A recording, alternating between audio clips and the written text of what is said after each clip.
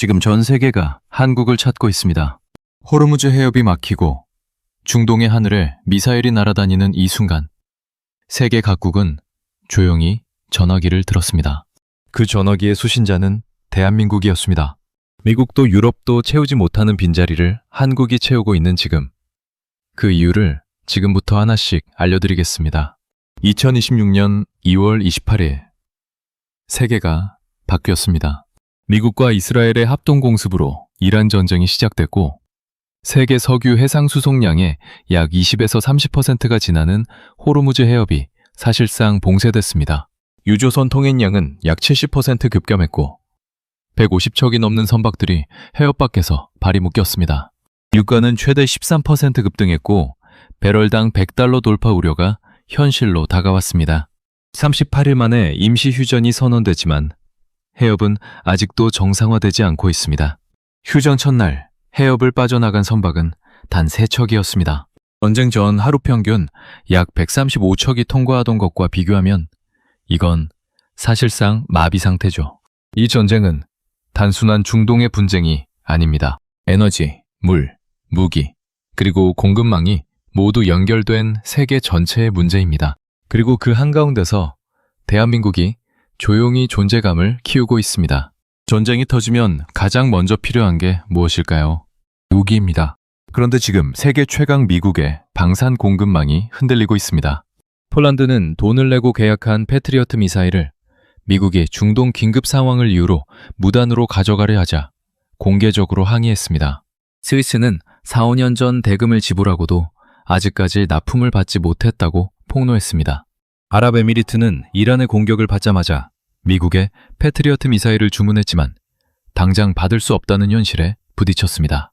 미국 무기는 성능이 뛰어나지만 주문하면 몇 년을 기다려야 합니다. 전쟁은 지금 일어나고 있는데 무기는 몇 년 뒤에 온다는 건 사실상 무기가 없는 것과 다름없는 상황이죠. 바로 이 순간 한국이 등장합니다. 한국 방산의 가장 강력한 경쟁력은 빠른 납기와 안정적인 공급망입니다. 전차, 자주포, 미사일, 잠수함까지 한국은 주문이 들어오면 빠르게 만들고 빠르게 보낼 수 있는 생산 체계를 갖추고 있습니다. 이건 하루아침에 만들어진 게 아닙니다. 수십 년간 북한이라는 실질적 위협 앞에서 살아남기 위해 갈고 닦은 실전형 능력입니다. 전쟁이 지금 일어나고 있는 나라들 입장에서 한국 방산은 선택이 아니라 답입니다. 세계가 한국을 찾는 첫 번째 이유가 바로 여기에 있습니다. 한국 방산이 세계의 주목을 받게 된 사건 중 하나가 바로 천궁 미사일입니다. 아랍에미리트는 이란의 공격을 받은 직후 한국의 천궁 미사일에 대한 관심을 본격적으로 높였습니다. 천궁은 한국이 독자 개발한 중거리 지대공 미사일 방어 체계로 드론과 미사일을 동시에 요격할 수 있는 능력을 갖추고 있습니다. 가격 대비 성능에서 미국산 패트리어트보다 경쟁력이 있다는 평가가 나오고 있고 무엇보다 납기가 빠릅니다. 이게 지금 시대에 얼마나 중요한 가치인지는 앞서 설명한 폴란드와 스위스 사례만 봐도 알 수 있습니다. 중동 국가들은 지금 당장 하늘을 지켜야 합니다. 기다릴 시간이 없습니다. 그리고 한국은 그 수요에 응답할 수 있는 거의 유일한 나라입니다. 여기서 한 가지 더 주목할 점이 있습니다. 한국 방산의 수출 방식이 다른 나라와 다릅니다. 단순히 무기를 팔고 끝내는 게 아닙니다.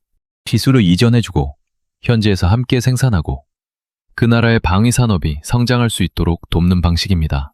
이걸 수입하는 나라 입장에서는 무기를 사는 게 아니라 산업을 사는 겁니다. 일자리가 생기고 기술이 남고 자국 방산이 성장하는 구조죠. 이 방식이 중동, 동유럽, 동남아시아 전반에서 큰 호응을 얻고 있습니다.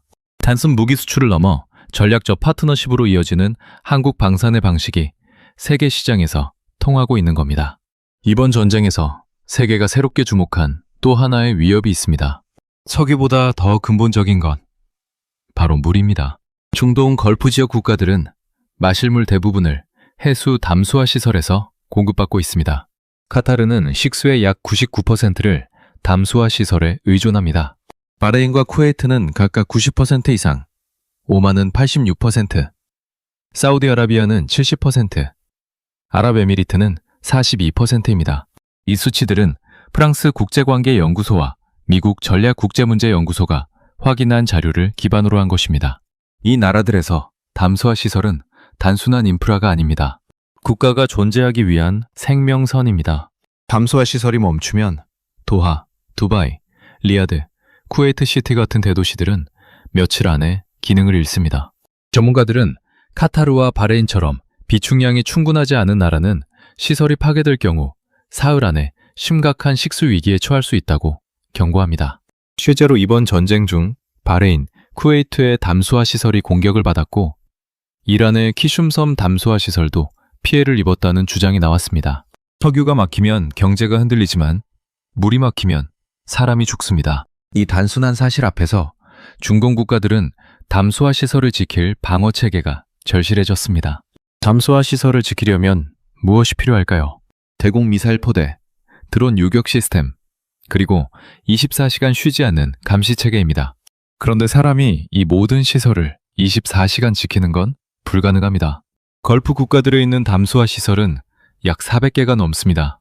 모든 시설에 병력을 배치하려면 엄청난 인력과 비용이 필요합니다. 바로 이 문제를 한국이 풀고 있습니다. 현대로템이 공개한 무인 지상 로봇 세르파는 드론 탐지 레이더와 요격 드론을 장착해 24시간 시설을 자동으로 순찰합니다.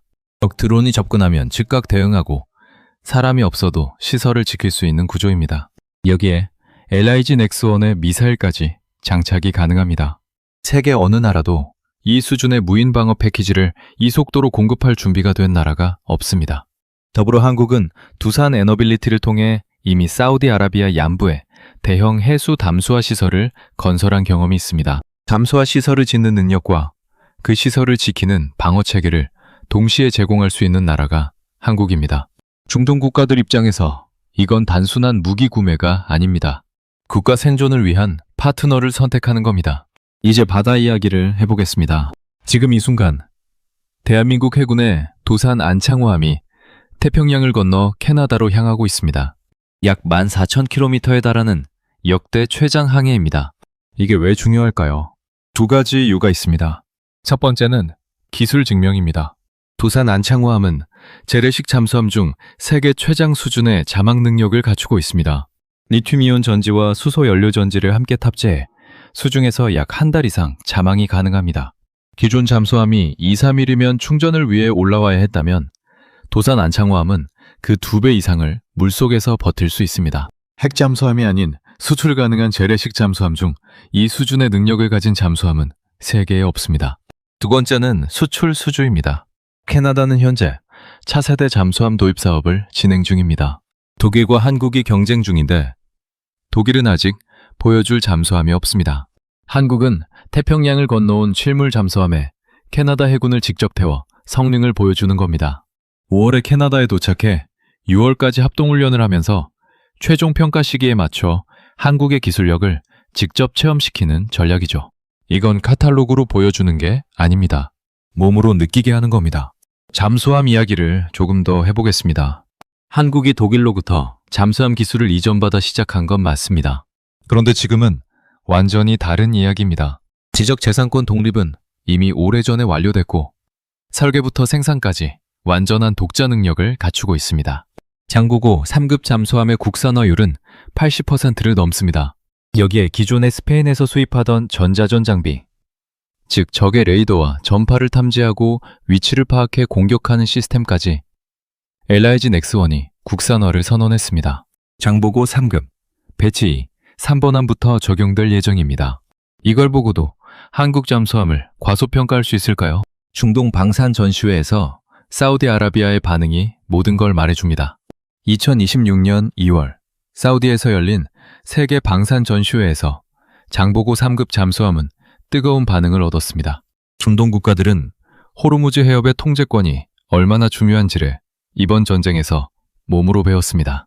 그 해협을 지키려면 수중 전력이 필요하고 그 수중 전력의 가장 현실적인 선택지가 한국 잠수함이라는 걸 깨달은 겁니다. 더불어 한국은 잠수함과 함께 세계 최고 수준의 잠수함 구조함도 개발 중입니다.